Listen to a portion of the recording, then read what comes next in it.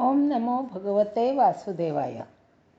बालदोस्तांनो, आज आपण परशुरामाची गोष्ट ऐकणार आहोत. पूर्वी एकदा क्षत्रिय उन्मत्त झाले.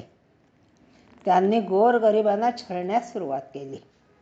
वृद्ध लोकांना तर ते ठारच मारू लागले. त्यांना धडा शिकवण्यासाठी परशुराम अवतार झाला. त्याची कथा. हैहय या कुलातील सहस्रार्जुन राजा एकदा जमदग्नीच्या राज्यात आला. त्याच्याबरोबर खूप सैन्य होते. ऋषींनी सर्वांना उत्तम भोजन दिले. राजाला आश्चर्य वाटले. त्याने विचारले, एवढ्या लवकर हे कसे शक्य झाले? जमदग्नी म्हणाले, माझ्याकडे कामधेनू आहे, ती मागेल ते देते. राजाने ती गाय आपल्या राज्यात न्यायचे ठरवले.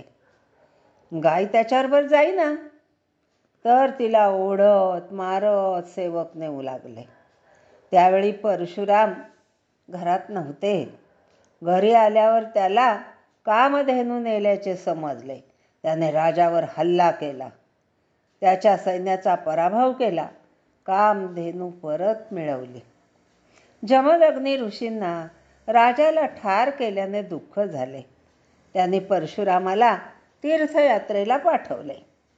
परशुराम नाही असे पाहून पुन्हा सहस्रार्जुनाच्या पुत्रांनी जमदग्नी व रेणुका मातेला ठार मारले. परशुराम आल्यावर त्यांना खूप वाईट वाटले. त्यांनी 21 वेळा पृथ्वीवरील क्षत्रिय ठार मारले. नंतर मोठा यज्ञ केला. सर्व पापातून मुक्त होऊन महेंद्र पर्वतावर ते राहू लागले. पुढील रामावतारात रामाने परशुरामाच्या धनुष्याचा भंग केला. परशुरामाला समजल्यावर त्यांना राग आला. तेव्हा श्रीरामाने परशुरामाची समजूत घातली व सत्यानाश करून चालत नाही हे सांगितले.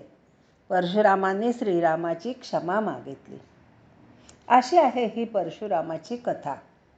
या कथेला जरूर सबस्क्राईब करा आणि आपल्या मित्रांबरोबर शेअर करा. जय श्रीकृष्ण.